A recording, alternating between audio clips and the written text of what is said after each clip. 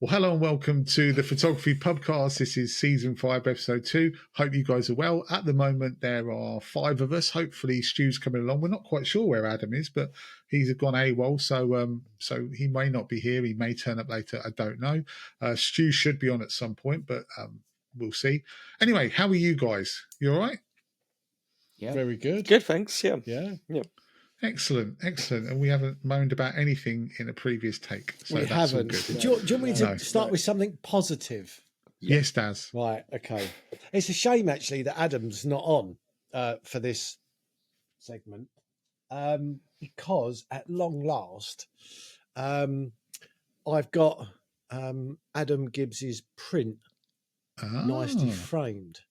Now, there is a bit of a story behind this because I bought this from Adam, oh, crikey, must have been probably about 9 months ago now.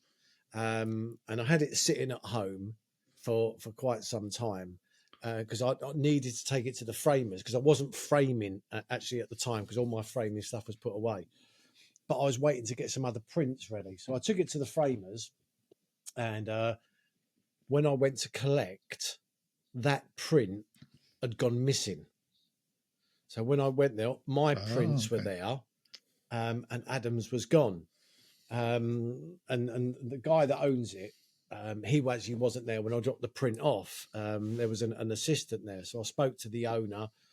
He said, mate, I can't help you. And I know him quite well. He's a lovely guy. He said, I can't help you because obviously I wasn't there.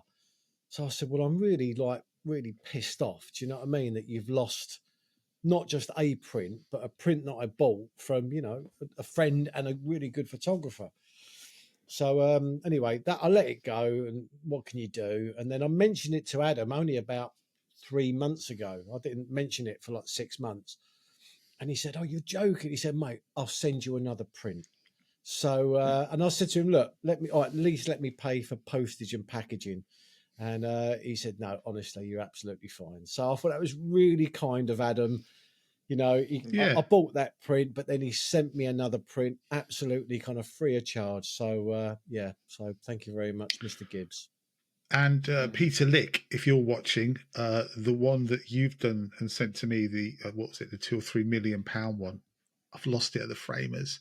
If you could send me another one, that'd be great. Thank you. Although your photography is not great. Do you remember that one he did, Peter Lick, with the cliff and the moon, with the clouds behind the moon, which is like literally like an impossibility. Does everyone remember that one? Yep. No. And people going, yeah. So he had a picture that was like, I can't remember whether it was like oh, hello, Stu. He's here. Hi lads. No, I was just saying about that.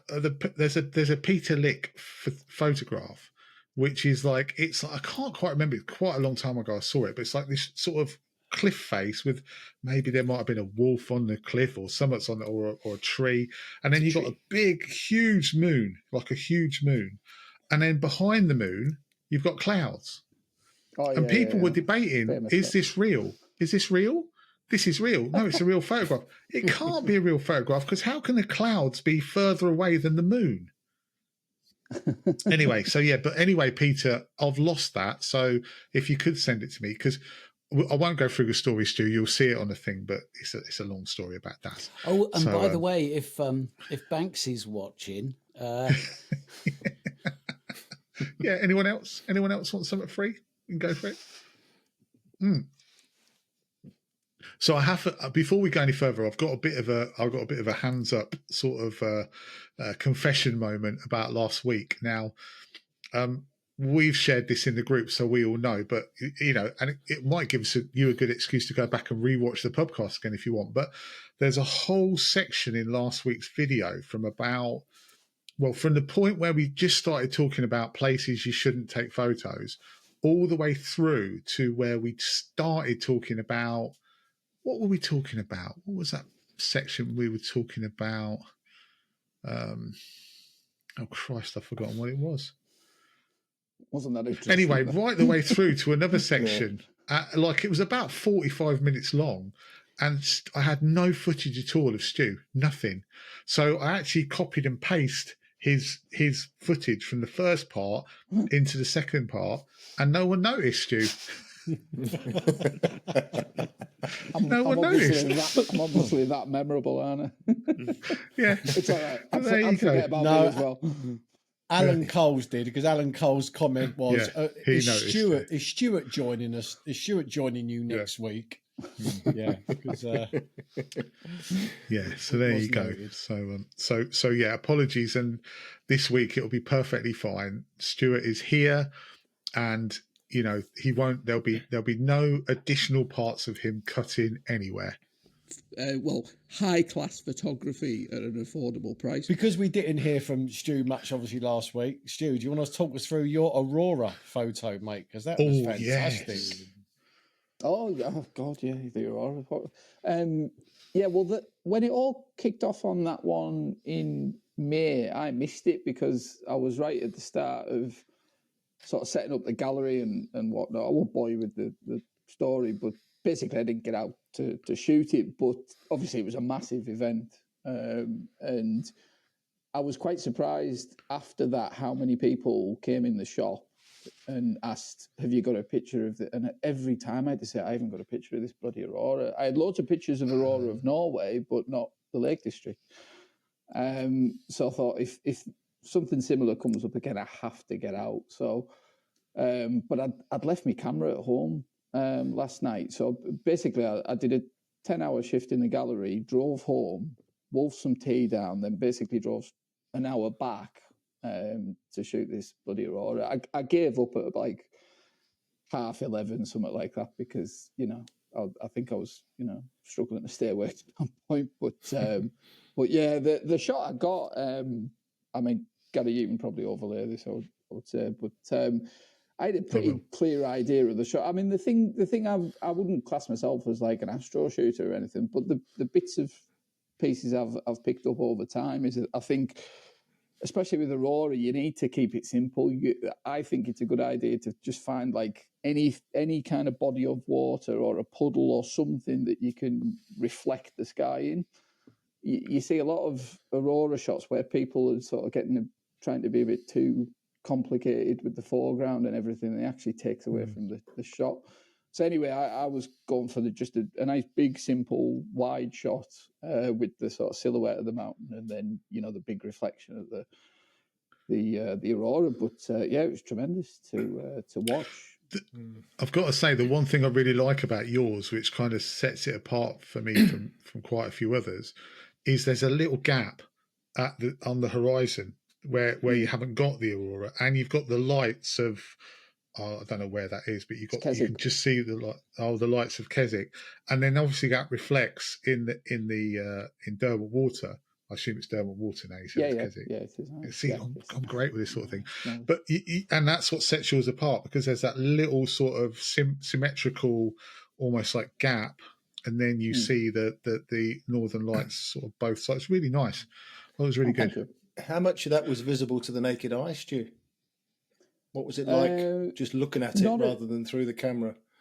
The stuff on the left-hand side of the frame, the red stuff, I mean, probably, most people would have had the same experience last night. The red stuff you could see quite clearly to the naked eye.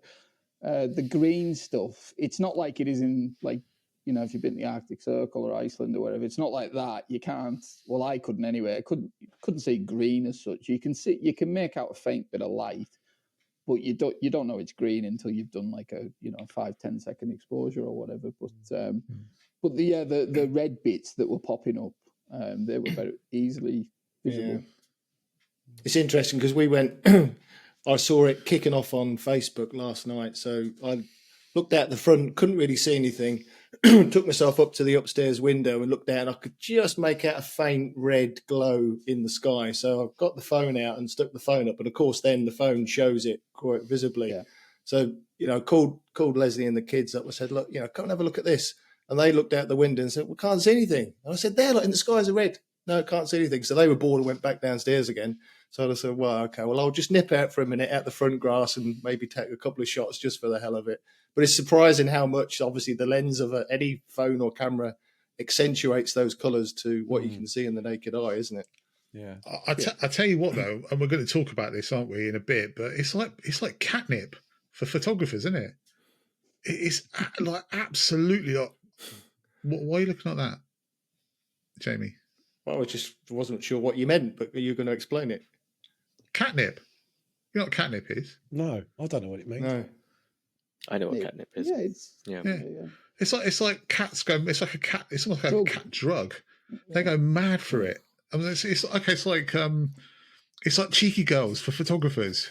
Does that make more sense? I get you now. Yeah. It's like they photographers see like an aurora, hear an aurora coming. It's like almost like they all wet their pants all at the same time. Oh my god, there's an aurora! It don't do that much for me, to be honest with you. It is amazing, but it doesn't really. Yeah, but I think it depends where you are. So I think, if you're in the UK, then of course it's going to be, what? I mean, I didn't go out for it last night, and and I'm guessing that nobody in the UK saw curtains of light. I saw curtains last night. I stayed in. So you would, but if you've never seen the aurora before, then it is a big deal to a lot of people, But then if you go to say Norway or Iceland or something like that, and you get a really good display, then what we saw last night wasn't particularly kind of impressive because you get these beautiful curtains of aurora. So I think it just kind of depends, kind of really. I think they are impressive no matter where you are. Yeah, I'd like to see it. I know I'll probably sound a bit of a killjoy and a bit of a miserable bastard. I'd like to see it, but I didn't have any compunction to go out and photograph it. I didn't think I must go up a really dark hill and take a photograph of it. And nothing. I understand why you did, Stu, because it's going to sell in a gallery. Yeah, it makes perfect sense. Just to go on what you're saying there, I'm a bit like you. I'm not massively struck by like aurora photography because part of the reason I don't do astro a lot is because I know like most people would, the amount of effort and time that you have to put in to get an actual, because part of the problem with a lot of astrophotography, it is people literally just pointing the camera at the sky and forgetting the rest of the picture. I'm not willing to take a picture of that unless I can actually create a proper composition that's completely planned out, and then you get the conditions, and that's what tops it off. I haven't really got like you said, the compunction to sort of do that regularly because I know how much time it takes. But I think when you see it, because I like you, I wasn't that fussed about the aurora either. But when I saw it in Lofoten last year, proper big stuff, it is absolutely amazing to watch. It's breathtaking. It's just. I must admit, I totally agree. I saw it in Lofoten, and I'm not really bothered. I mean, the thing about in the UK is there's only so many pictures of the Angel of the North I can tolerate. Well, this is all. I mean, I was going to save my little point for later, but actually, this is all kind of echoing exactly what the point that I was going to make it in one of the discussions we had later. So I may as well make it now, and that's. For me, it's seeing the aurora is one thing, and it's always worth it. It's always amazing to see it, even here in the UK. Photographing it, I get really bored of boring photographs of the aurora, which you see an awful lot of when you have a big event in the UK. I have no interest in going out and taking one of those photos. I've tried, where I live in Scotland, if we get a good aurora here, I've had a few nights where I have gone out to try and photograph it.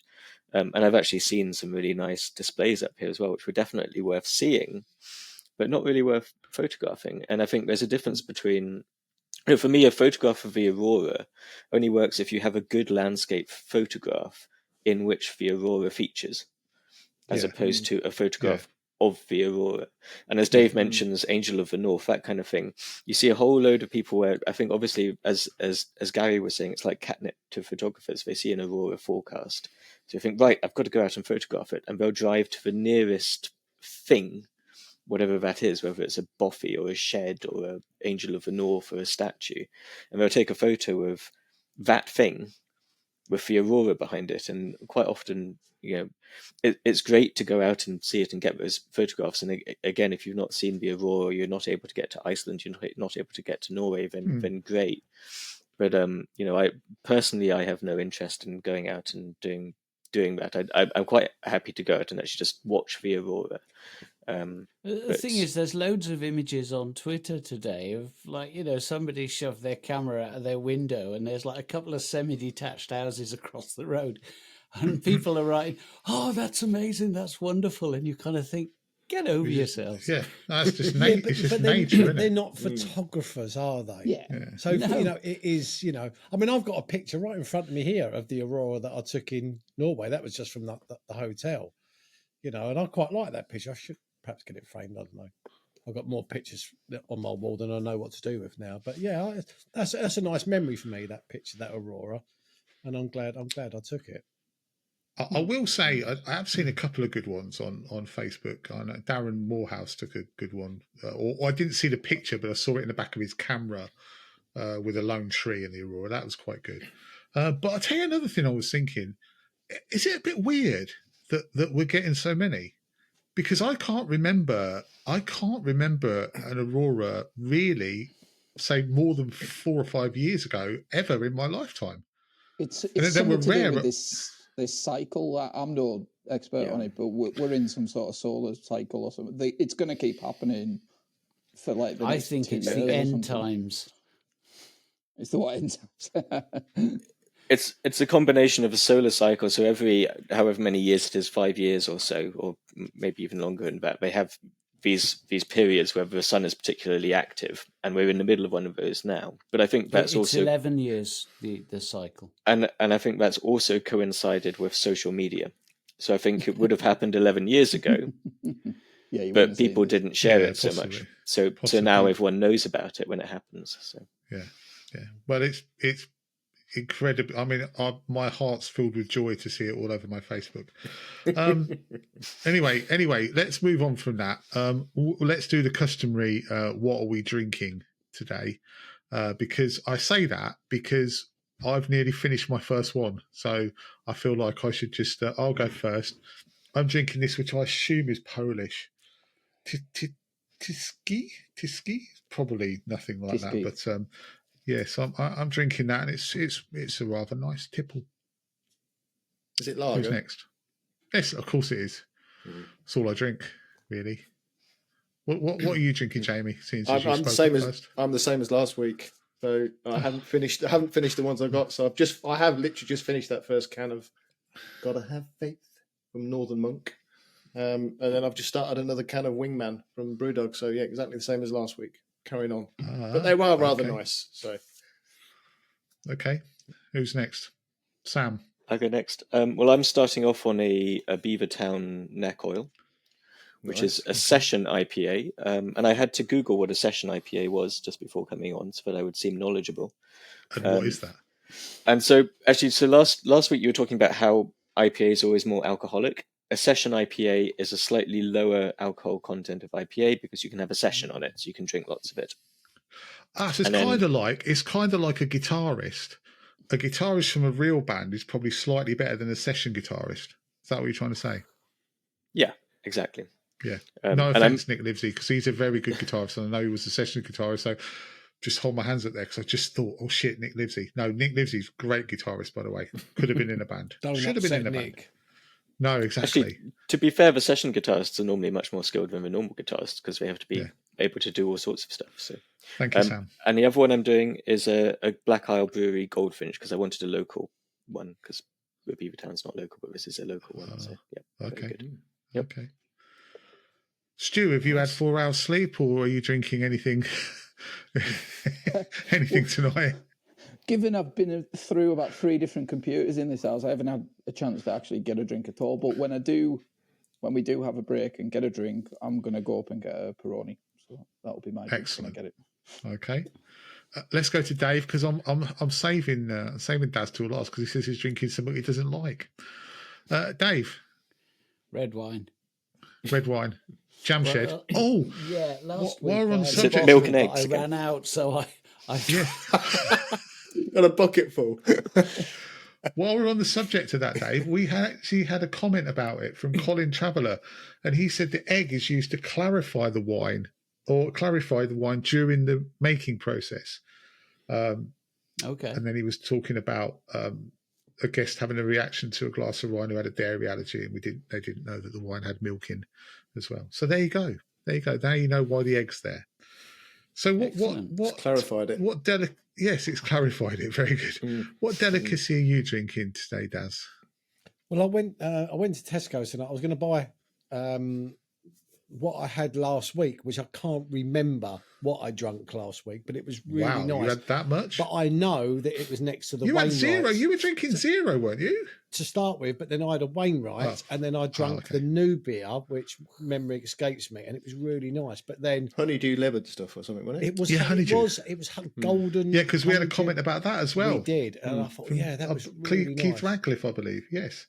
Anyway, it yes, turned Daz, out that honeydew ale is one of my favourites. Honeydew ale, yeah. It turns out that Tesco's don't sell it, and I bought it from Sainsbury's, so I was in the completely wrong supermarket. But what they did have in Tesco's was it was like restaurant lagers, like restaurants lagers. That I bought a Kingfisher, a Cobra, and then there was one from Thailand. It's a Slong or something. Slong. Something like that. So, but it was three for £6. So I thought I'm getting meaty hints. It's probably nothing like Slong, is it? I just can't remember what it was. Thong. So I may be on the Slong later. I'm not too sure. Spilt it all over my face. Okay. Okay. Anyway, let's have a little chat. We'll make this quite brief because we've spent a long time talking about auroras. But what's everyone been up to this week? Has anyone got anything of note that they want to talk about this week that they've been up to? I made a video like you, but that's the first proper set of pictures I've taken in 6 months, I would say, which really? For a professional landscape photographer isn't a good business plan, to be honest. But if you follow any of this, you'll know exactly why that is. But yeah, it's it was longer than I thought, to be honest. But such is life. But obviously I'll be doing a lot more photography in the next couple of months. Recognise exactly where you were standing as well, because that's where we went. That's Sam when we went up to Lake District. Yeah, it's a nice little patch of rocks, that, isn't it? Yeah. I was actually going to say last week that maybe we should just call this the Pubcast from now on, rather than the photography Pubcast, because there's so little photography going on amongst us all. I mean, I know you, Dave, are still getting out and doing a bit. There will be. No, I'm getting out. I'm doing the wildlife, but I think moving forward. Yeah, moving forward now, we are coming into a nice season now, aren't we? Yeah. So. Yeah. Yes, we are. I had a video out last weekend. Yeah, you did. Very good. And, enjoyed it. I watched that. Yeah, that's good. And I'm hoping if the conditions are good, I might try and get down to Glen Affic on Sunday, which again I don't mind saying because this will go out after I've been there. So. Yeah. It's always nice. My mate Dem's there right at the minute, actually, Sam. A couple of my mates, Dem and Darren, Jolly Leach, they're up there at the minute, and they just sent me a message before. Right, colour looks lovely, really nice. Autumn seems to be really early this year, much earlier this year than it was last year. Last year was late. Yeah. Yeah, very late. Yeah. Because I was in the lakes for the last 2 weeks of October last year, and it still wasn't like, what I would call properly, full blown autumn when we left at the beginning of November. Did we go to the lakes? Yeah, did we all go to the lakes last year? Was that last year? No, year before.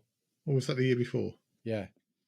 No, it wasn't last year because I was there last year with Helen. We went the year before. Yeah, we went last year. You didn't come. That was when Stu took us up the top of that other place. Shepherd's Crag, yeah. Shepherd's Crag, yeah. That was October. Sure it was. No. Yeah. No? Yeah, it was. Was it? Yep. I think So I went twice in October then.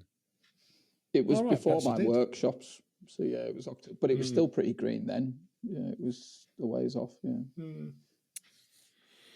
Right. Stand corrected. Okay. Well, anyone else got anything to report on what they've been up to this week, or shall we move on? Let's move on. Yeah? Okay. I was going to talk about comments, but I'm just going to... There was a comment about your chair, Daz, but you've rectified that situation. Well, there was a few comments. That's why I did it, because I think there was 3 comments. Nobody missed me, but 3 people actually missed the chair. So I gave myself an hernia a little while ago and dragged it from the corner over here and put the other one over there. So, yeah, it does feel nice and comfortable, this chair. So. And we did have lots of very, very positive comments. So thank you very much for all of your positive comments. We had 2 or 3 negative comments, but we'll kind of gloss over those because I guess, the only thing I'll say about that, because I know we had a bit of a false start where I had a bit of a rant about that and then we stopped. So you won't get to see that. But the one thing I will say about that is that everyone's entitled to an opinion and you don't have to agree with it, but, just that's kind of what, if we all sat here and went, we better not talk about anything in case we might upset people, this wouldn't last more than about 5 minutes. In all seriousness, would it? It'd just be like, how are you? How are you? Yeah, I'm fine. Oh, how's this? How's that? And then thanks for watching. So you kind of, it's like the point of these sort of podcasts really are to talk about, maybe sometimes talk about topics that might be a bit controversial or have an opinion that isn't necessarily something that everyone else agrees with. But, just because we're saying them, it doesn't mean that we're not open to other people's opinions as well. So that's kind of the whole point of everything, isn't it? So if we offend, or if anyone, no, well, you're not Dave. I mean, no, you're not Dave. We know that, Dave. But then, that's kind of the beauty of having you on, isn't it? Because, but, if we offend, we don't mean to offend. We're not doing it maliciously. We're just having an opinion that might not align with yours. It doesn't mean that we're necessarily trying to offend anyone. You bunch of bastards. But other than that, it was pretty good things. One thing I will say, this isn't really a comment, but I know, Dave, you said that that Jamie's had a change around in his house, right? In his appearance last week, didn't you?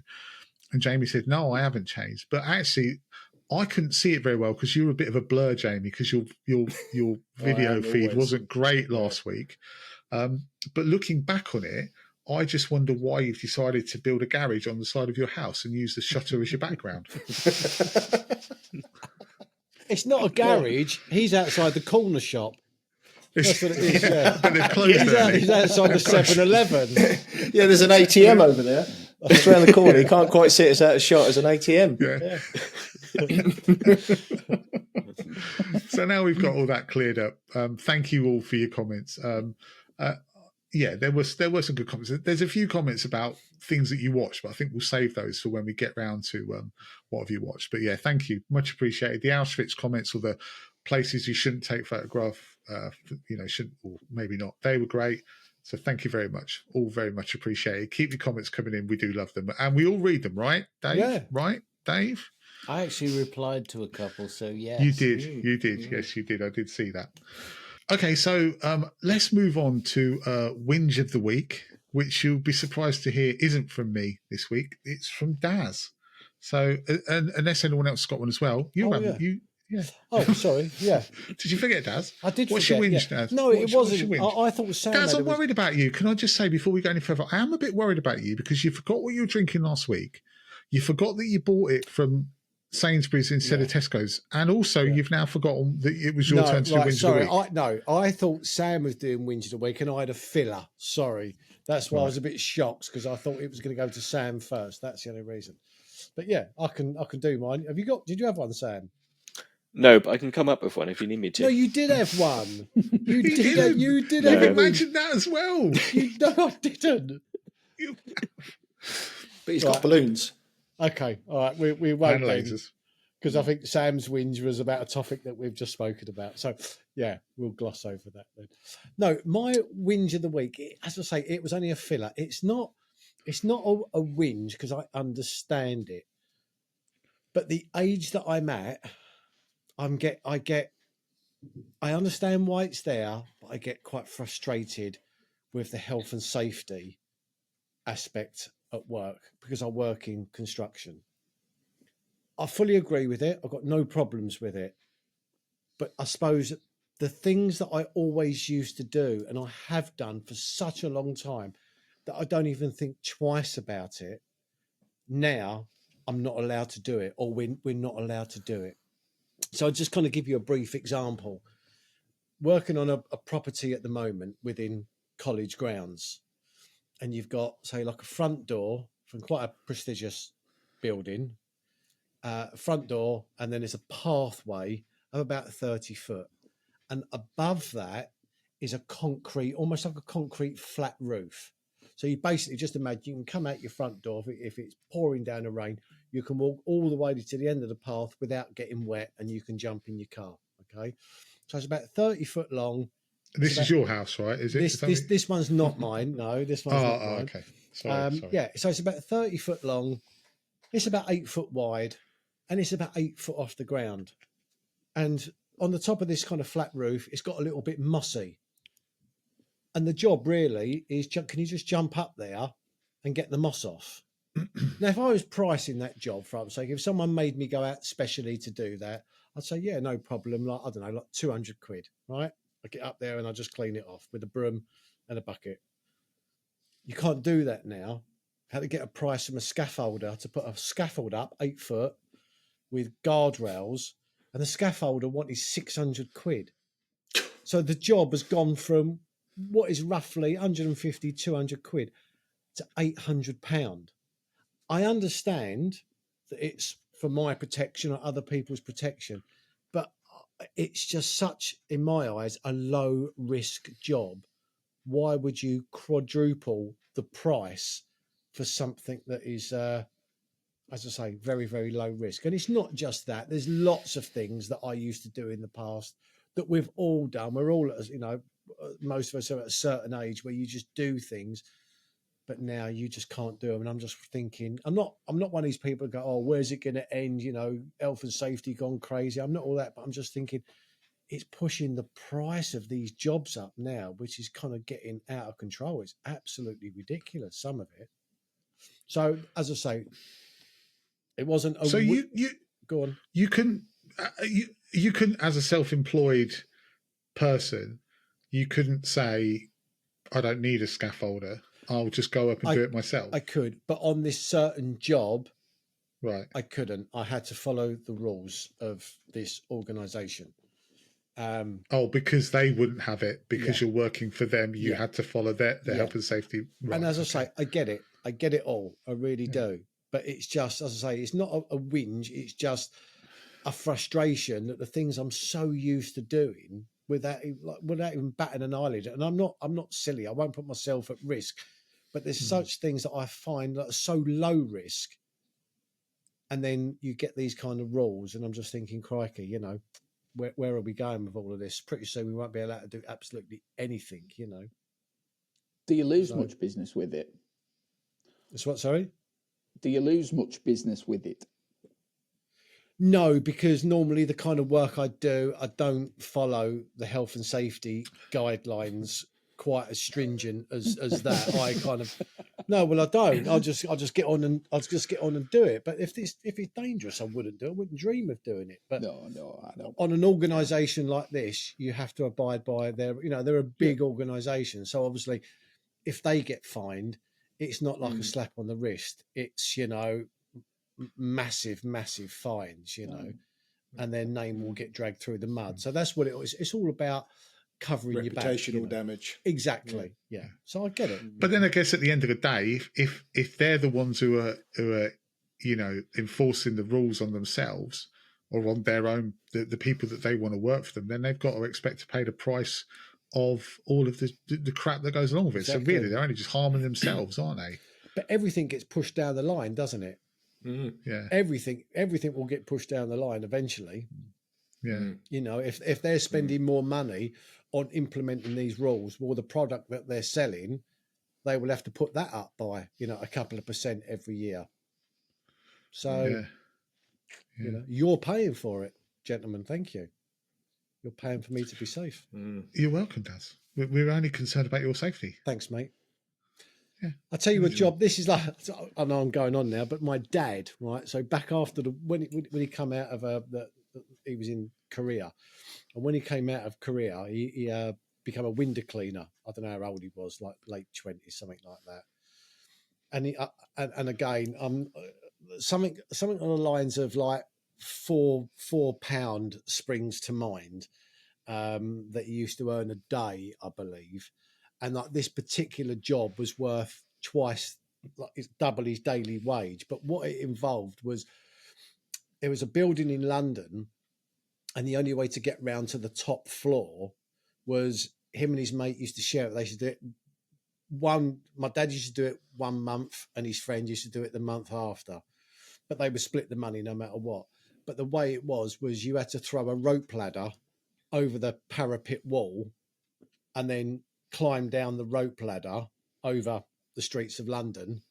Jesus. And then he would have to swing and then grab hold of the downpipe and then pull himself into the ledge and then tie the ladder.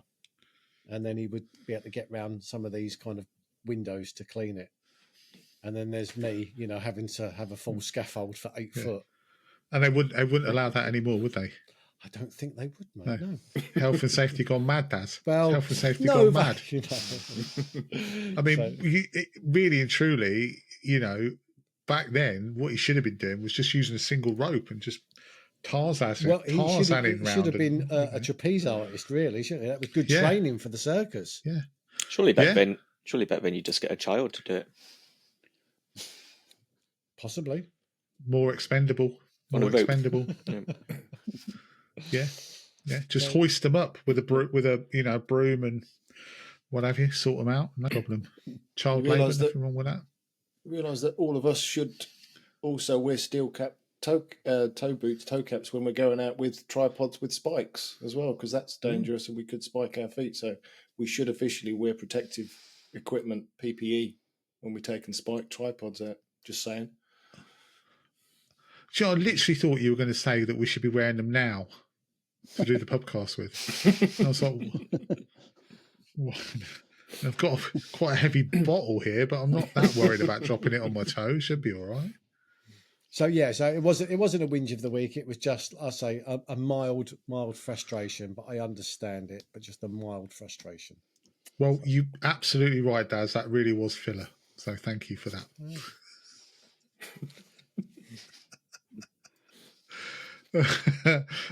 Right, okay. So moving on then from that, unless anyone else has got anything to say about health and safety, does anyone else want to mention anything to do with health and safety? Do we all need to perhaps go on a diversity course and understanding diversity? Or I've been on one of those. I've been on one of those. Me too. I've been on several. Wow. Yeah. No. I guess you've never done that, Dave, have you? Always worked for yourself. It explains a lot.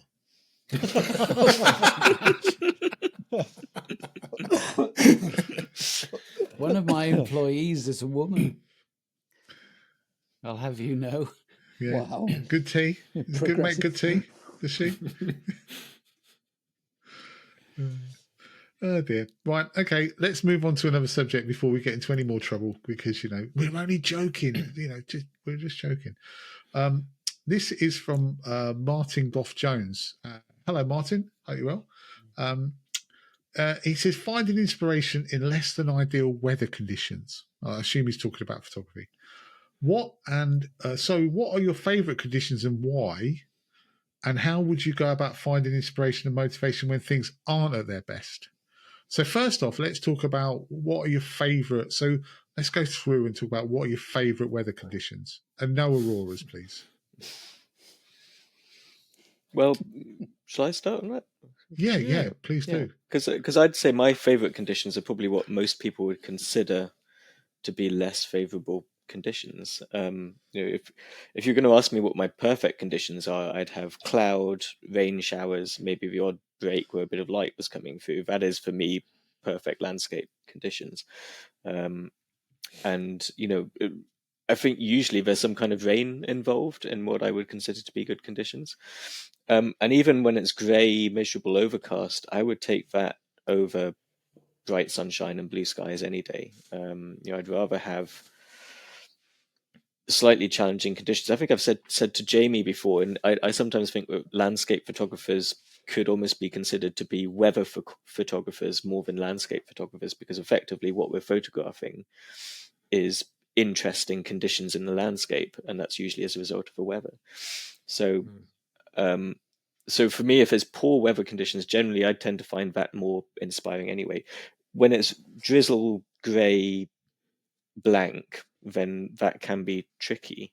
But then it depends, I suppose, also on which sort of landscape you're photographing. So I was out last weekend when it was grey, drizzle, overcast, no interest whatsoever, and it would be easy to think that that's maybe not perfect conditions. But you go into a woodland and you've effectively got mist, and it works. It works really, really well. So actually, I think that trying to find inspiration in poor conditions depends partly on what you're photographing, the environment you're photographing. You can adapt that environment to suit the conditions. So that's probably the way to go about trying to find that inspiration when conditions are less than optimal. Okay, so Sam, if you have got a very blank, nothing day with like literally slate grey sky with no definition in it, and you're not in the woodland, then how would you go about finding inspiration then? Well, if you're not in go to a woodland, yeah, exactly. That would be the first one. The other thing is I mean, and you're on Iceland. Okay, if it were in Iceland's an easy one for me because I quite like doing intimate landscape photography, and I know that's not everyone's bag, but that would be my option because you can photograph those kind of scenes in pretty much any conditions. So it's just about what you're photographing, choosing the right subject to fit the conditions that you're presented with. Okay, Dave, what about you, Dave? Intimate photography as well. Just saying. I'm going to book you on a course, Dave. I'm booking you on a course. I'm telling you. Interestingly, mine is also a bit of an outlier in that I'm entirely the diametrically opposed opposite to Sam. My favorite is a really bright, warm, balmy summer's evening on a west-facing beach. Ideally, I don't want any clouds because I want to be able to use the light, but I also want to be hanging around in shorts and a t-shirt. And that for me is perfect. I love those long summer evenings on the beaches of Anglesey where, there's people dotted around having barbecues, but we're spread out enough so they don't bother me very much. And there's rocks and the sea is soft and gentle. I love that. It's easy, but it's also just my favorite conditions. But then I'm also doing photography. That's it. I'm easy to please. Okay. And if you had a slate grey, deadpan, nothing going on sky, no light, and no woodland, what would you look for to try and find some inspiration? Would it be the car? Yeah. I think those sort of days, the mountains can be interesting. I mean, I can recall a day on the Snowdon Ranger path where I set out with high hopes of some light and the clouds came down and it was a grey out as opposed to a white out. But I really enjoyed it because you have to work with your foreground because there's not much going on in the background. But then if you follow a snaky path that disappears into this misty backdrop, you can make some quite interesting images. So yeah, that would be my kind of go-to in those conditions. Okay. Stu, what about you? Probably, I mean, if I was pushed on like absolute favorite conditions in terms of light and stuff, probably similar to Sam. I really like, sort of similar to that last video I did actually, sort of really strong late evening light where you've got dark clouds and sort of patchy light getting through and stuff. I like to see light on the landscape. I'm not a huge fan of just photographing skies all the time and, sunrise, sunset stuff. But yeah, those are probably my favorite conditions. But I mean, a big part of my photography kind of enjoyment is a lot of the time it's wrapped up in whether I'm being challenged or not.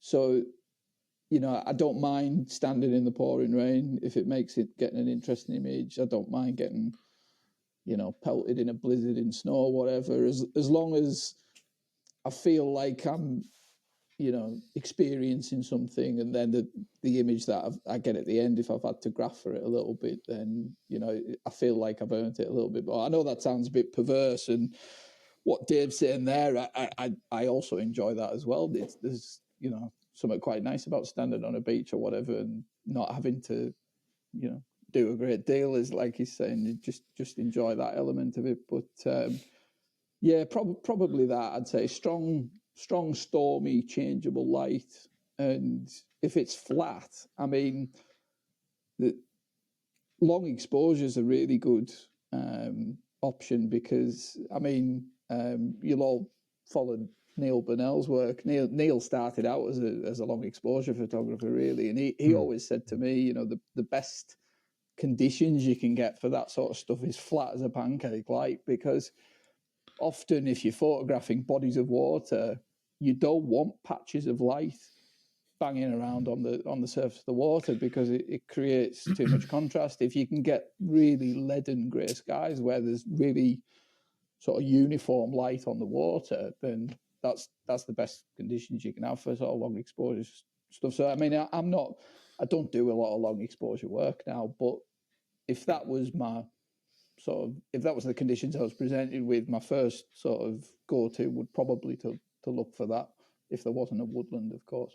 But yeah, long exposure, I'd say. Okay. Jamie? I think it depends on location as well, doesn't it?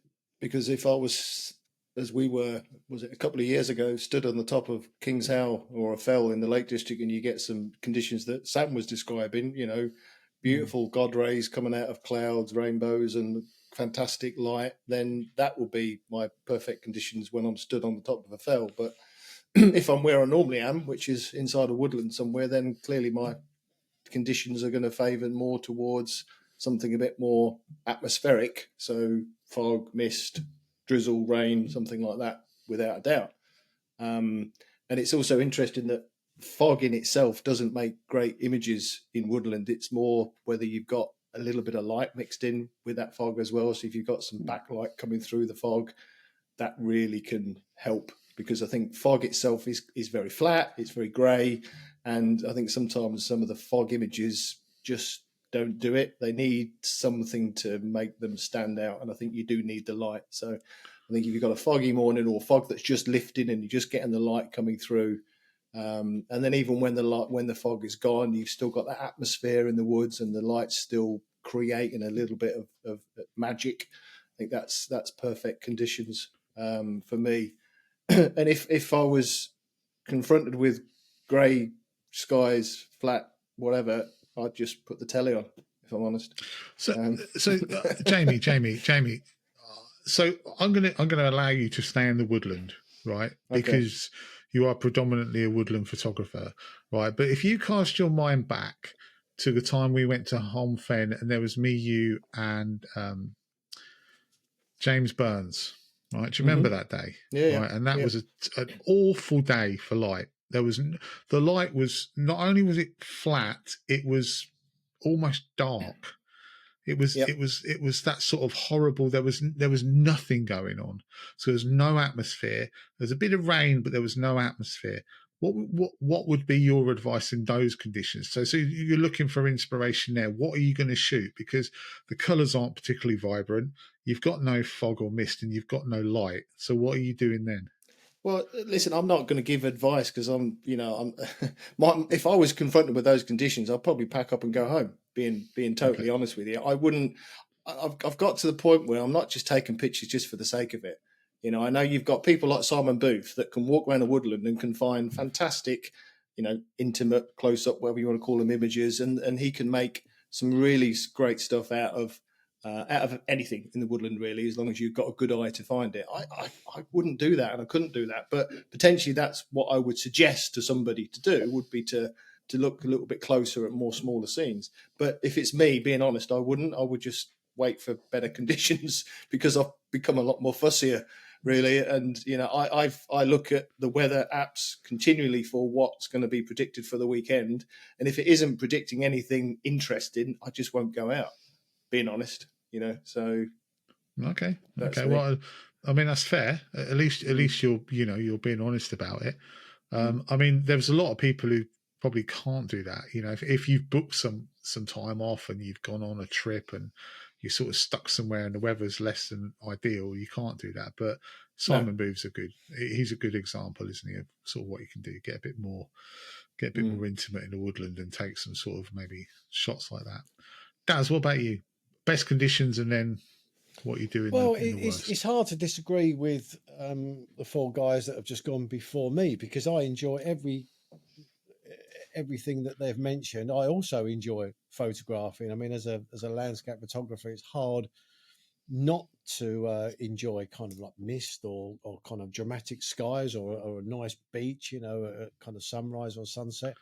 It's hard not to, So yeah, I agree with everything the guys said, but a little bit like when we were speaking about the aurora earlier, and people go a little bit crazy because we just don't get it that often, or we have to travel miles to see it.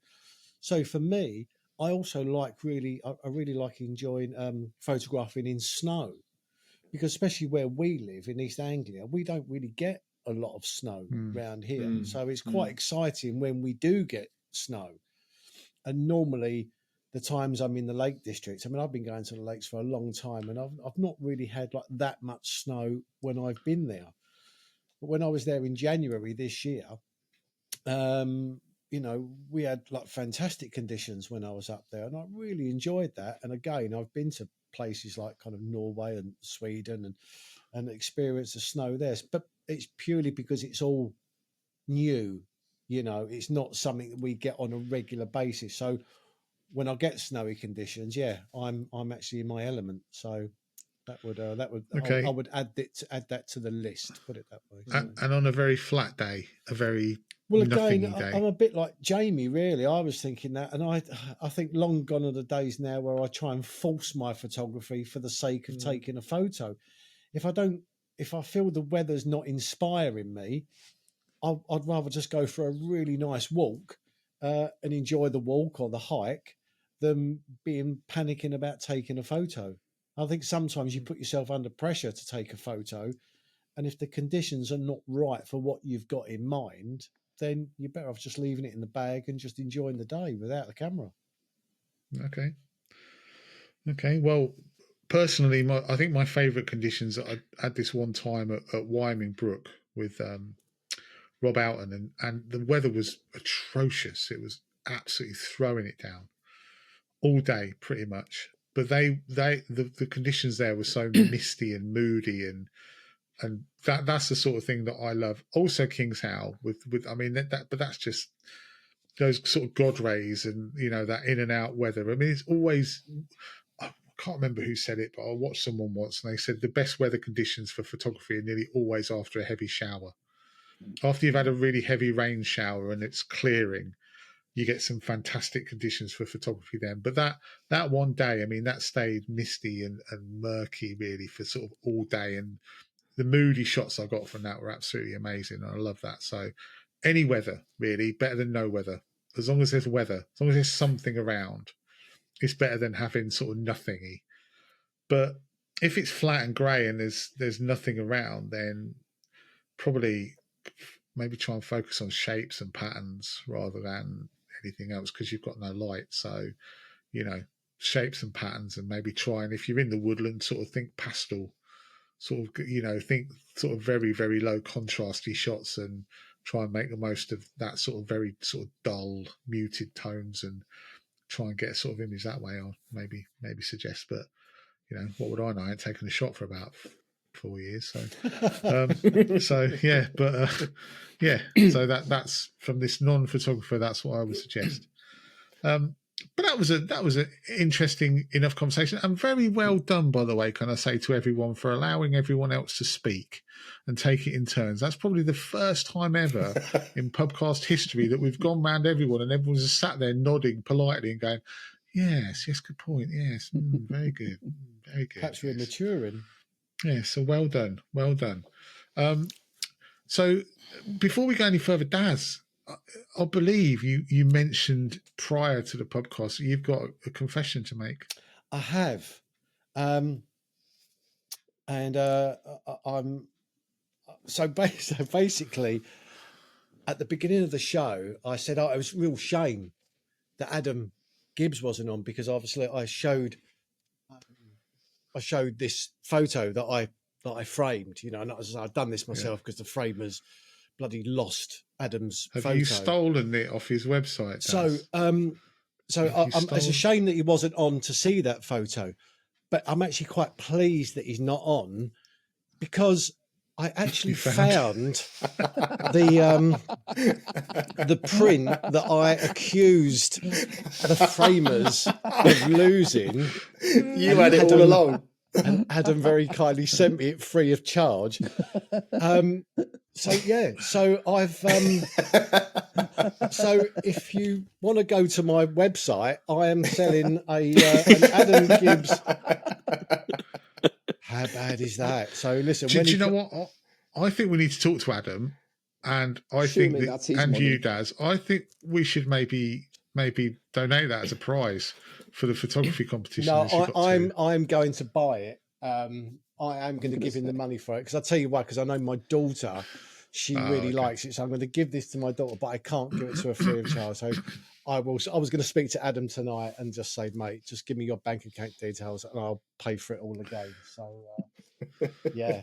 So where was it, Daz, out of interest? It was down the back of the sofa.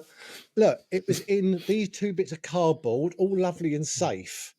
And it was tucked over there on a shelf, and that's why I didn't see it, because I just saw the cardboard. Can I just say, all of this is building evidence for my theory of early onset dementia. I'm just saying. Have you been in touch with the framers to apologise? No. And, do they watch the podcast? Does? No, they don't. No, but they are very good framers. Yeah. So I couldn't believe it. Daz, honestly, I've got no words. No. I've got no words. So let's move on to another topic, and that is going to be Room 101. Now, apparently, this is Jamie's Room 101, and I'm not going to like it, he said. But take no offence, he said. It could be quite controversial, really. Not for our audience as well as fat people? Members. It's not fat people, is it? Is it McDonald's? Not that controversial. It better not be McDonald's. I'll tell you what, we are going to fall out if it's McDonald's. No, it's photography-ish based, really. But okay, so I would like to try to put into Room 101 or 101A, whichever we're calling it, photography YouTube vloggers that choose to do product and gear reviews on the basis that they're obliged to do them because they've been sent the stuff for free.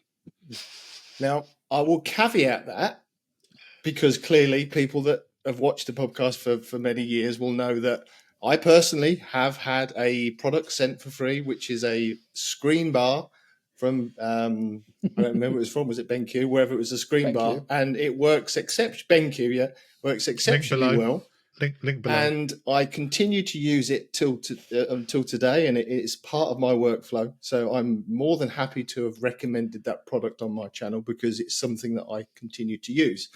And others that have done similar gear reviews or product reviews for things that they are now using as part of their standard workflow, be that blogging, whether that's photography or whether that's editing, and they would like to recommend it to their audience on the basis that they have good, solid experience of the product. Again, I've got no problem with that. But I've seen a lot of videos where people are just taking a product for free, sticking a chunk of their video as a review of that product, not even have used the product or tried it on or whatever once. But all of a sudden, there's a link in the description below of that product. So that is something that I'm seeing more of, and is beginning to wind me up a little bit. Now, as I say, I'm sure that will cause a little bit of controversy, because I'm sure there's a lot of people that watch this, and I know there's a lot of people that watch this. Thank you, Sam. Very nicely product placement there. But I do think that these channels are starting to lose a little bit of integrity that's personal and based on their own channel, because they didn't set their channels up to be marketing platforms for these companies. They set their channels up because they wanted to show off what they can do, what they are about as an individual, and what their photography is about. That's what people tune in to watch. They don't tune in to watch how good these hand warmers are when they go out on a trip and things like that. So yes, that's my attempt to try and put that into Room 101. And he now sits back and waits. Well, can I just say before we go any further, I would just like to say that Heineken Zero is a very cool, refreshing drink for any occasion. If you're watching Heineken.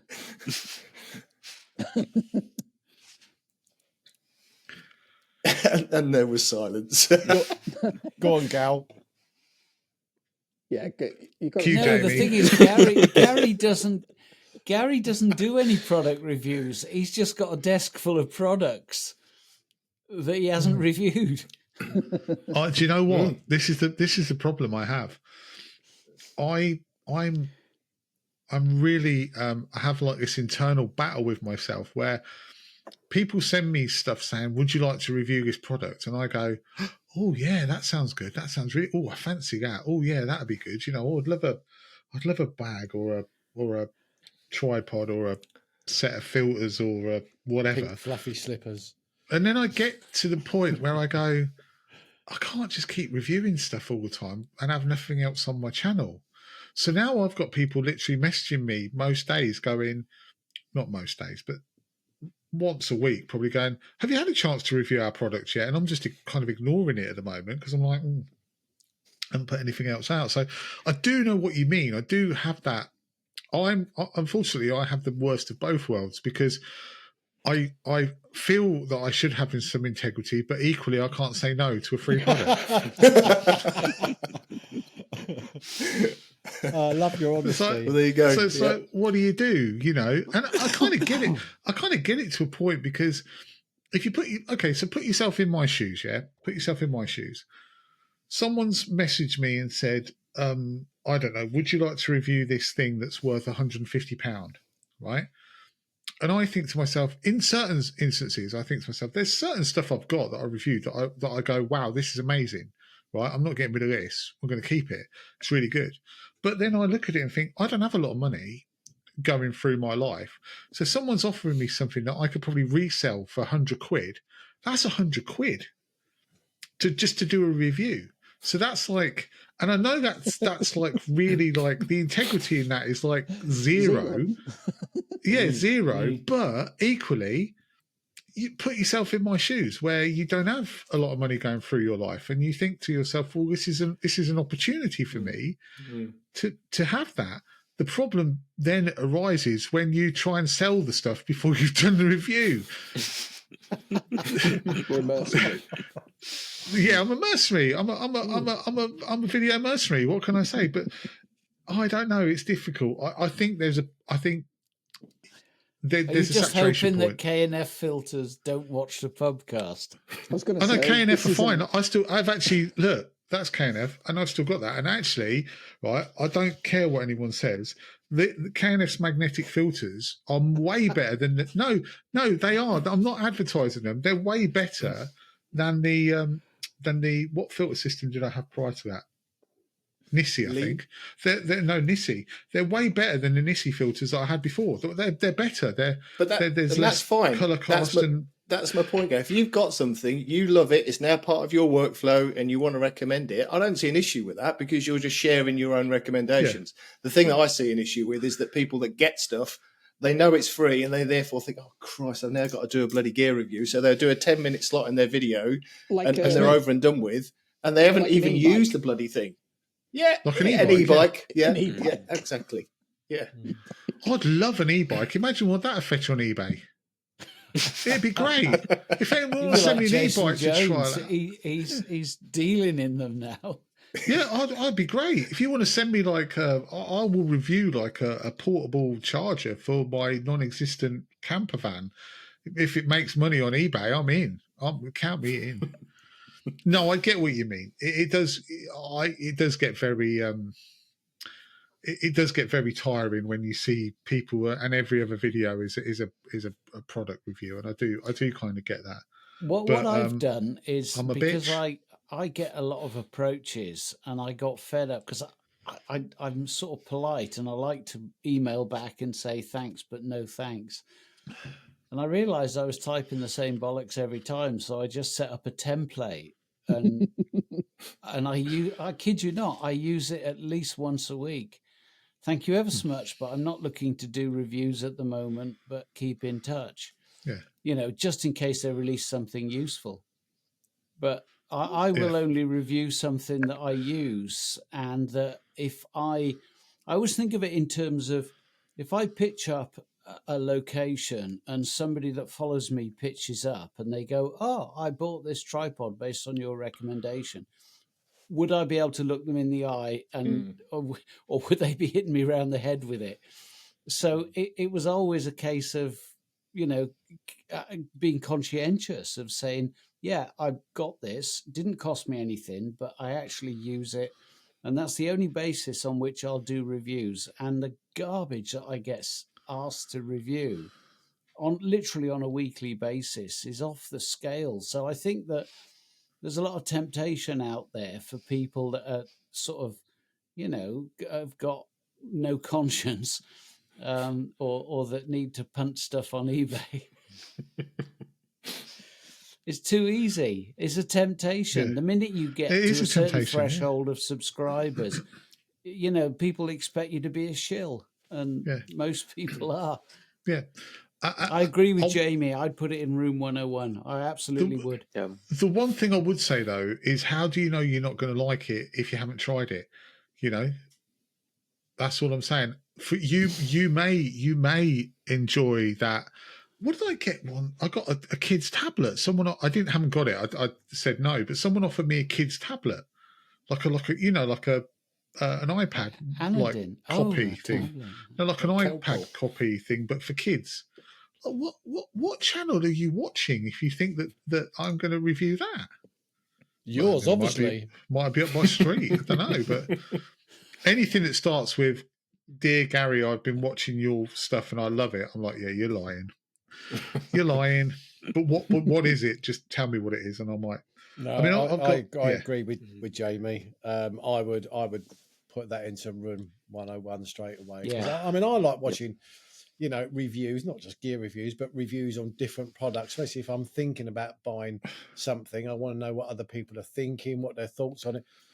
But as long as they've actually used it and they know what they're talking about. But if you watch somebody's channel on a regular basis and they've never mentioned that product ever before, you've never seen them use it, then all of a sudden during the video, it's so blatant that they've been given it kind of like free of charge. And as long as they do a 5-minute review on it, they get to keep it.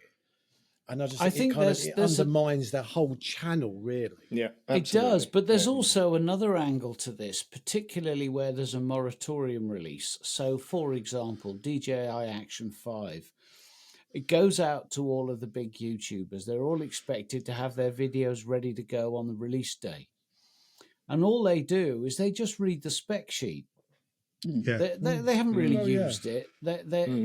So again, if I'm going to make a product review, which I have done from time to time over the years, it only goes out when I've properly used it in the real world scenario. And and in fact, what I'll often do is say, I'm not going to talk about the specs. Here's a link to the video that I looked at to decide whether or not to review it. And then I just tell them about my experience of using it. So I just don't discuss the specs at all. Oh, I don't care what, the focal length is or whatever. I couldn't care less. But what does it do for me, for the sort of photography that I do? And if you aspire to that, it might be helpful. If you don't, move on.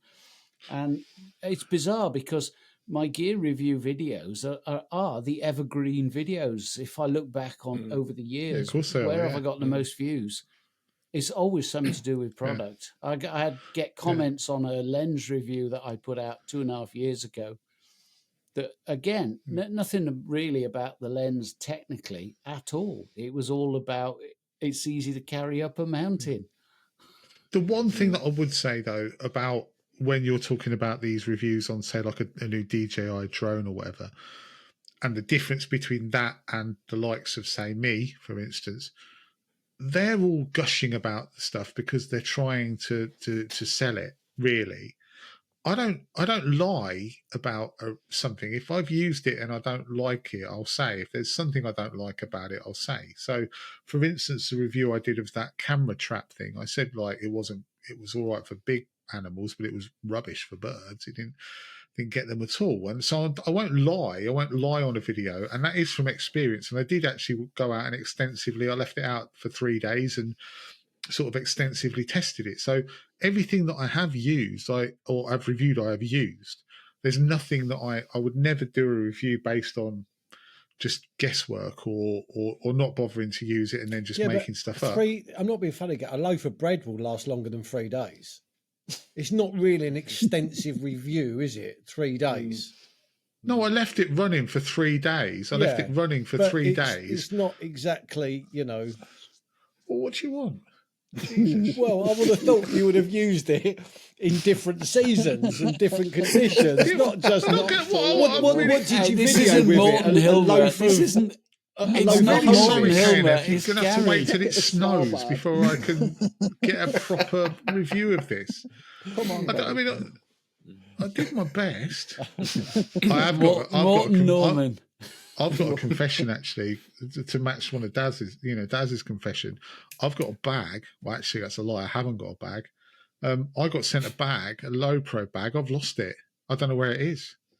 I can't find it anywhere. I think I've thrown it out on a tip run. Do you want the phone number of my framers in case it's there? I've got to do a review on it. I was supposed to be doing a review on it, and they're like, "Can we have this review?" And I'm like, I don't know where it's gone. So I don't know what I'm going to do. Cobble together like a load of other people's reviews of it. And go, yeah, I saw it once. Just say it got sent to the wrong address or something, and someone else signed for it. Yeah, you could do that. What Darren did with Adam's print. Yeah, send me another one. You might get another one free of charge. Yeah. I've got a spare low pro bag you can have, Gary. Just use that. To be honest with you, I could probably do the review now from what I remember of it. It's too small. It was too small. It was a tiny little thing. There you go. Tick that box. Yeah. Yeah. Watch the Pubcast for my review of the Low Pro AW, whatever the hell it was called, and now it's disappeared. Do you do it based on how many snacks you can carry? Yes, I did. And I would have done it on a real world review, but I didn't have it in Arctic conditions, Daz. So unfortunately, it didn't go out. I had it in every other, and the Aurora. I didn't have it in the Aurora. And when I went to look for it, I thought, how would this handle in the Aurora? But unfortunately, I'd lost it by that point, so I couldn't do a review on it. No, look, I kind of agree with you, Jamie, and I am a whore. That's it. As I said at the outset, it wasn't targeted at you. I think. Well, it bloody felt like it. Well, it wasn't. I promise. I think, if I'm honest, I've watched a lot of channels for a while and enjoying a lot of channels, and then all of a sudden, when they start to pimp out these gear reviews, it puts me off. So it can't just be me. It must be other people in their audience that also get put off when they're doing these gear reviews. Definitely. And I just think, come on, guys, just stay true to your channel while you set it up in the first place. If we're going to add that to Room 101, right, can we add something else on a similar vein to Room 101 at the same time? And that's any vlogger, right, who opens their video with, on a recent workshop that I held. Can we add that in as well? Because that's pretty much the same thing, isn't it? That's the same thing. That's pimping yourself out as much as going, oh, well, I came here on a workshop that I was running, link below.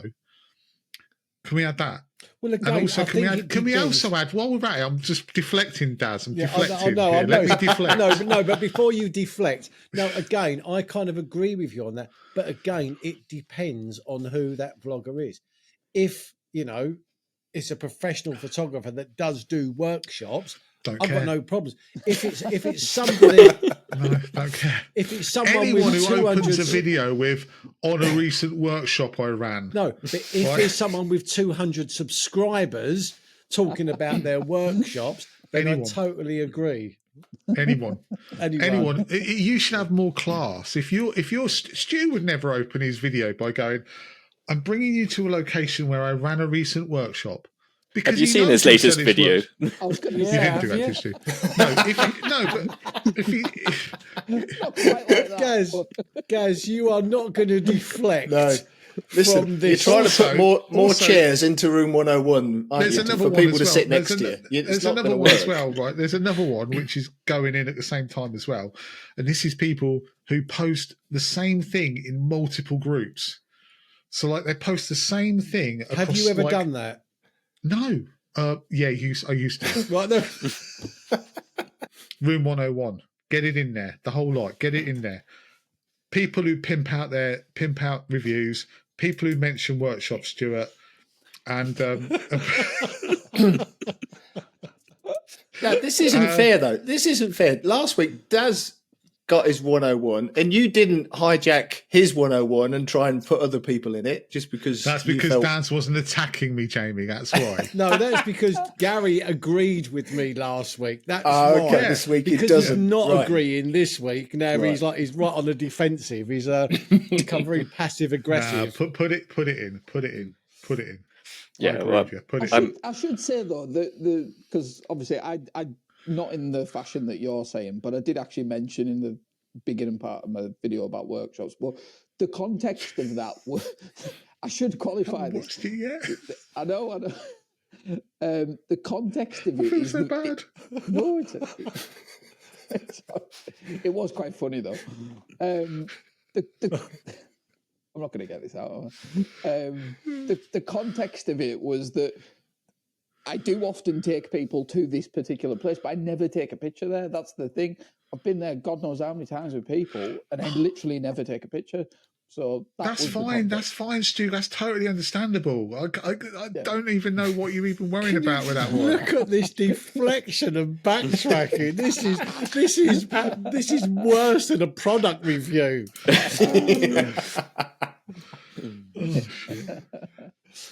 You were going to say something, Sam. Sam, say something quick. Sam, well, yeah. Okay. Well, I was. Do the lasers, Sam. Do the lasers. Do the lasers. Oh, I can't. What do I have to do? Is it that one? Do the lasers. Yeah. There we go.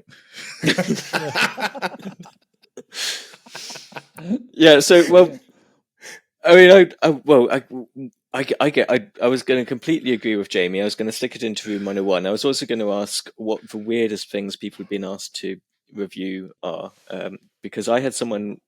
I think I've had a back massager. Someone wanted me to do a back massager. I've definitely had makeup before. Makeup. Okay. Someone wanted me to review makeup. And the most recent one was metal detectors. They got in touch. They wanted me to review a metal detector. I would have had that. Yeah, I was almost tempted. I mean, my rule, by the way, these studio lights are excellent. My rule when it comes to reviewing things is it's got to be something that I want. It's got to be of a certain monetary value that justifies me spending 8 hours or however long it is making and editing the video. And it's got to be something that's not going to detract too much from the channel. I say that with slight hesitancy because I did a video on studio lights that I would say was pushing it.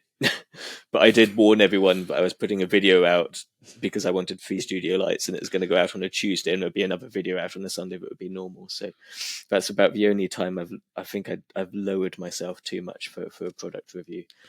But yeah, nowadays I just don't do it. But I was almost tempted with a metal detector. I don't know how I'd shoehorn the thing that is, in. if you drop an Arca Swiss plate into the heather, a metal detector's perfect. Yeah. For spotting it. Yeah. Right, I'm gonna reply to them now. Yeah, do it. See if they've got two, Sam. See, you're all whores now, aren't you? When it's something you want, you don't. You all your principles go out the window. If they said, "Oh, Jamie, can you review this Cheeky Girls concert?" You'd be straight in there, then, wouldn't you? You wouldn't even be thinking twice about it. Yeah, in fact, I just recall the last review I did of the previous one, so I've got it all rewritten. It's all sorted. Yeah, exactly. Yeah. Exactly. So yeah, okay. Well, look, let's have a hands up. Is it going into room 101? Yeah, you are. Yeah, unanimous. Definitely. Yeah, lovely. Thank you very much. Well, thanks for that, Jamie. Much appreciated. Can I just say thank you to Jamie, because I really enjoyed that segment. Yeah, that was. Can great. I just say, I didn't. I know it would be a little bit Have you got an controversial. anamorphic lens I can borrow? I was thinking of doing some in cinematic. I've given that one to my father-in-law, the anamorphic lens. Look, we've been going for nearly 2 hours, so I think we should really quickly just race through this watch of the week. So, and then we can all go, and everyone else can be happy because we've gone. So, watch of the week. Has anyone got anything they recommend this week to watch? Let's start with you, Sam, because you're nodding your head. Yeah. Actually, I literally just came across this morning. It's a channel called Fred and Harry Borden. I don't know if you've heard of Harry Borden, but he's a portrait photographer. Does photographs a lot of celebrities. A few sort of actually, I started watching it because he did a thing about photographing Blur, and he's got another video about photographing. Oh yeah, Damon Albarn saying he was a bully or something. Yeah, because that's literally come up on my feed today. Yeah, how weird. Exactly. Okay, and I actually watched a couple of his videos, and it's really, really good. I really enjoyed watching them. What's it called? So it's Fred and Harry Borden. So Harry Borden is the photographer, and his son Fred has started doing these sort of interviews with Harry Borden about his photography. And there's a really good one where it's basically just a tour around his house, kind of just talking about prints of his own and other photographers' work he's got up on the wall, and what those photographs mean to him and why he likes them. And it's actually really, really interesting. So yeah, I recommend it. Okay, I'm going to just go through a couple of comments that we've had about them. Brock in the North said that watch of the week for him was someone called Jimmy McDonnell. Has anyone heard of him? Was a wildlife and landscape photographer from Ireland. No. Okay, well, Jimmy McDonnell, maybe worth a look. And he said, outside of that, the wife has forced me into maths. Does anyone? I watch maths. Does anyone watch that? Yeah, Married at First Sight. It's actually all right. It's actually no, it is. It's actually quite funny to Dave's watch. face. Yeah, I thought you meant actual maths, as in watching maths. Talking about no, Married. No, it's actually there was I watched the last Australian series, and that was just brilliant. It was just. I don't watch all of them, but I'll dip in and out. My wife and my daughter watch them all, but I'll dip in and out, and they're quite fun to watch. And also Big Brother. Does anyone watching Big Brother at the moment? Yeah. No, I used to when it first came out, but no, I haven't watched it for years. Yeah, so the new Big Brother's just started. I've watched a bit of it. It's hard to get into, but maths is good. Dave, you should give that a go. I reckon you'd really enjoy it. Okay. You do realise I haven't got long left, so I've got to make the most of it. Yeah, probably leave maths, I would say. And then someone else mentioned, VLT 14. Is it VLT or VLT 14 mentioned Slow Horses, and I've watched the first 2.5 seasons now. I'm literally just started to watch season 3, and Slow Horses. That's a brilliant TV. Yeah, I'm definitely going to get an Apple subscription just to watch that. I think because everybody keeps going on about it's so good. It's so good. Yeah. Gary Oldman's just hilarious, and it's actually really, really good. Really good story as well.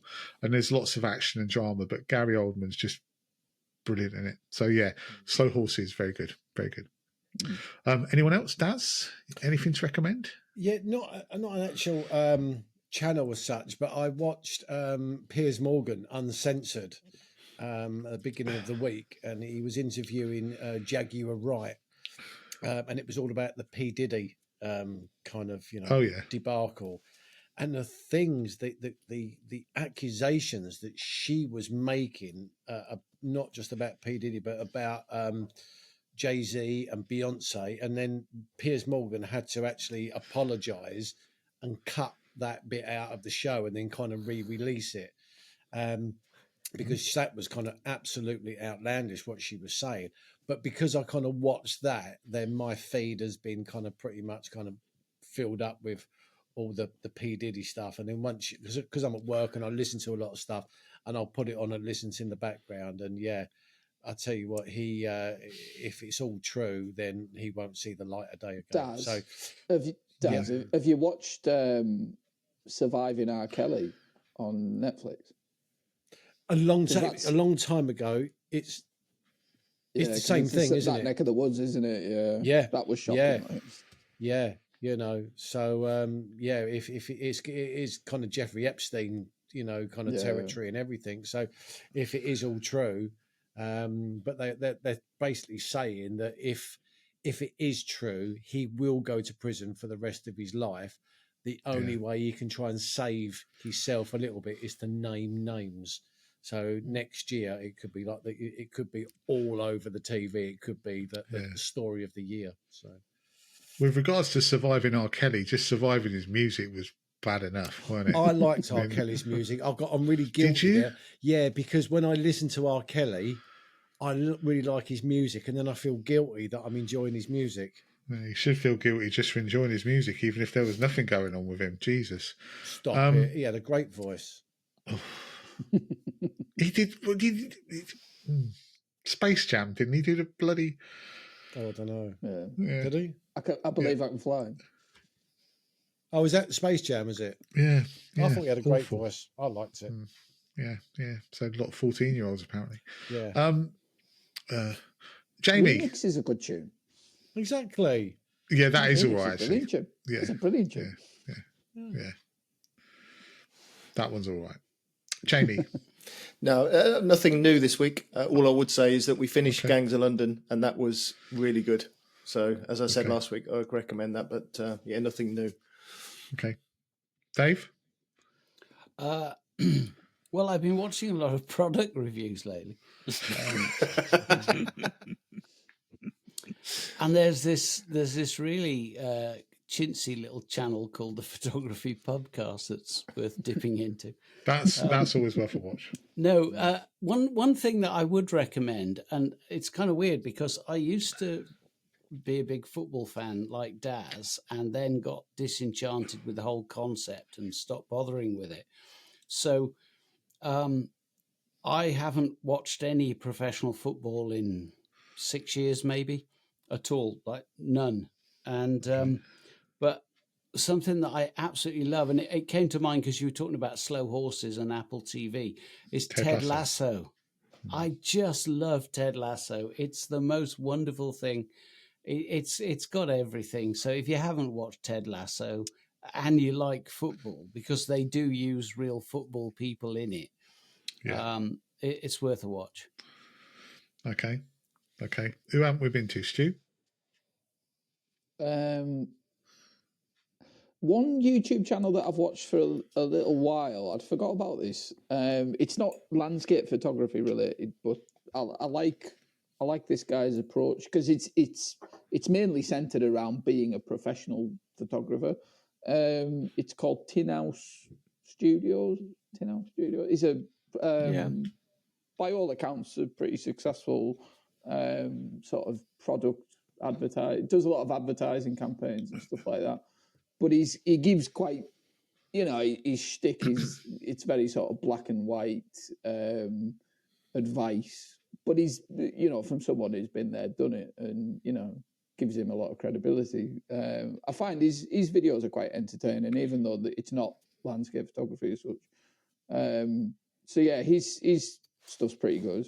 And I'm probably just plugging Apple TV again, but another really good series on there that we finished fairly recently is another sci-fi type series is called Dark Matter. It's got Jennifer Connelly and I forget the other guy's name. But it's another one of those ones that kind of makes you think a little bit. I won't give the sort of plot away and stuff, but that's definitely well worth a watch. We ploughed through it really quickly. So, yeah. Okay. Well, I was going to mention slow horses, but that was already mentioned. I was going to say there is a guy who I quite enjoy watching called Lashmar. on YouTube, which is a street photographer. That's good. I enjoy him. He's a Londoner, and he's got a very interesting style of street photography. So I do enjoy it. Sometimes it's a little bit adverty, but I do enjoy it. And then the other thing I was going to say was, have any of you watched From? No? From is just, honestly, it's onto its third season now, and it's like brilliant TV. It's really like, it's kind of like, how can I put it? It's very American. It's a bit like, it's apparently the same people who wrote Lost. And it's very American, and every single week it kind of like, what's going on? I can't quite work out what's going on, and there's a bit of like nothingy going on. But it's the only television program that I've watched in probably the last 2 or 3 years where at least 5 times in the last in the series I've gone, what really? Like, just thrown a total curveball you're just not expecting. Is that Netflix? No, it's on Sky. So basically the premise of it is that you've got these people who end up in this village. They all get out. They can't get out. Yeah. You've talked about it before in a previous season, and I went and watched it off the back of that. Yeah. Got about halfway through episode 1. You've got to keep going, mate. No, you've got to keep going, because it is very American. And it's very thingy, but the more you go into it, the more you're like... Yeah, but you can only do that in America, because if you were in Biggleswade, you can get out. You just hop on the A1. You need somewhere. No, but you can't get on the A1. That's the point. You can't get on the A1. It's like living... Or should I say where I live? You just... Let's not mention that. It's like living here, where I live, in this village that I'm not going to name. I really enjoy it. I've got to say, I really enjoy it. Anyway, we've been going for 2 hours and 5 minutes. Not that there'll be 2 hours and 5 minutes worth of content out of this, but the one thing I will say before we go is the one thing I've really missed this week is, what small YouTube channels has Adam watched this week? Yeah, that was funny. That was funny.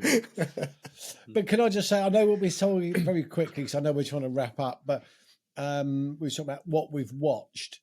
But I'll tell you what I have missed, and that is Nick Page. Nick Page has just kind of disappeared. Where is Nick Page? Where is Nick Page? And I know, Nick, sometimes you watch the podcast. Where are you, Nick? Where are you, mate? Come on, you missed 5 months since your last video, and I think you've only put out 3 or 4 in the last 12 months. Come on, mate. What's going on? But you don't have to put videos out. But yes, you do. Just let us know. Yes, you do, Nick. You do. Welfare check for Nick. Just let us know you're safe and well, Nick. I must admit, I do miss his product reviews.